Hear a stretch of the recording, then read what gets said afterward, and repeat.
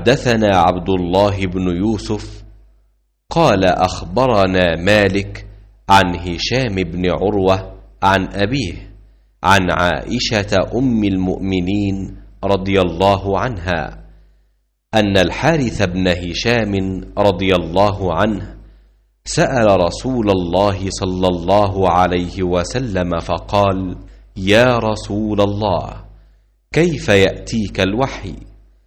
فقال رسول الله صلى الله عليه وسلم: أحيانا يأتيني مثل صلصلة الجرس وهو أشده علي فيفصم عني وقد وعيت عنه ما قال، وأحيانا يتمثل لي الملك رجلا فيكلمني فأعي ما يقول.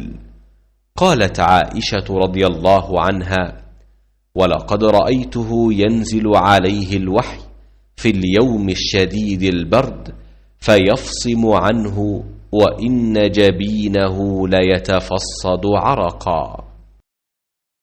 حضور اکرم صلی اللہ علیہ وآلہ وسلم نے فرمایا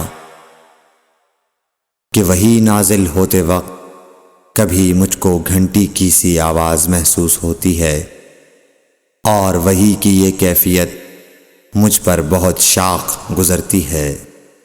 جب یہ کیفیت ختم ہوتی ہے تو میرے دل و دماغ پر اس فرشتے کے ذریعے نازل شدہ وحی محفوظ ہو جاتی ہے، اور کسی وقت ایسا ہوتا ہے کہ فرشتہ بشکل انسان میرے پاس آتا ہے اور مجھ سے کلام کرتا ہے، پس میں اس کا کہا ہوا یاد رکھ لیتا ہوں۔